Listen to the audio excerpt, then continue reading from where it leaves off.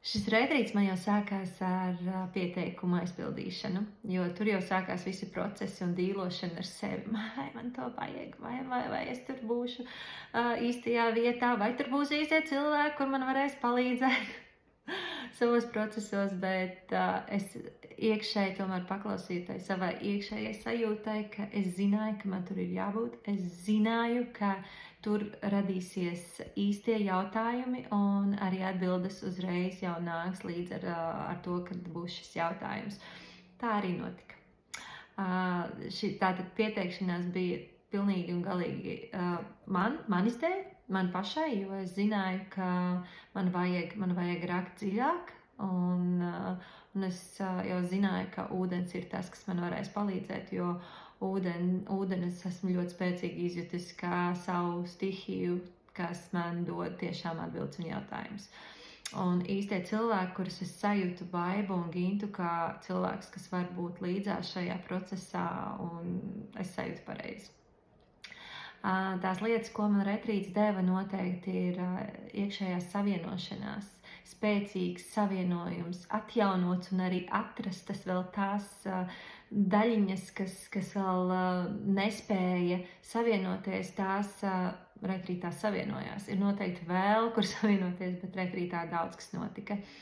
Tā iekšējā savienotības sajūta, ka tu esi viens veselums.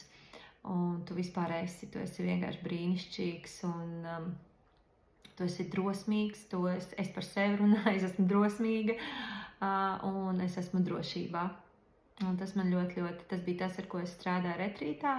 Es gāju bez ekspektācijām, es nezināju, ar ko strādāju, es zināju tikai, ka kaut kas būs. Un tas noteikti būs tas, kas man ir vajadzīgs. Un nāca arī tīk drošības sajūta, tas, ko es ieguvu, bija ļoti spēcīga drošības sajūtas nostiprināšana. Man kā sievietē tas ir ļoti, ļoti svarīgs aspekts dzīvē.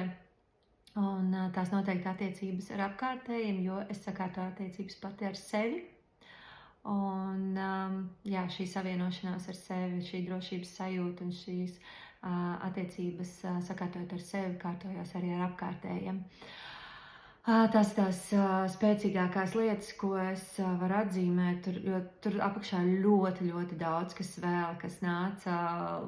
nāca līdzi šiem procesiem. Un ūdens, es zināju, ka ūdens būs tas, kas man palīdzēs, jo es jau pirms tam biju gājusi dziļos transformācijas procesos, bet ūdens izcēla to, ko nespēja izcelt nekas uz sauszemes. Fantastiski, tas bija fantastisks piedzīvojums, un es noteikti ieteiktu to katram, kurš ir gatavs doties iekšā savās bailēs. Es gribu teikt, ka katrs ir ļoti, ļoti drosmīgs, kurš jau ir sācis savu izaugsmes ceļu, savu transformācijas ceļu, savu ceļu tuvāk pie sevis, bet jā, ūdens transformācija ir kaut kas tāds, kas nevar neiedarboties, un tu vienkārši ejot šajās bailēs, tu ieraugi savus resursus, tu ieraugi savu spēku. Ja pat tev liekas, ka tu esi ļoti, ļoti vājš šobrīd, tad ej iekšā šajā visā, jo tieši tavā vājumā ir tavs spēks. Un to arī man izcēla ūdens, un es esmu ārkārtīgi pateicīga Baibai un Gintai par telpas turēšanu. Un visām drosmīgajām dvēselēm, kas mēs bijām tur par šī lauka radīšanu, un ja man būtu jāatkārto tas vēlreiz, es noteikti to darītu.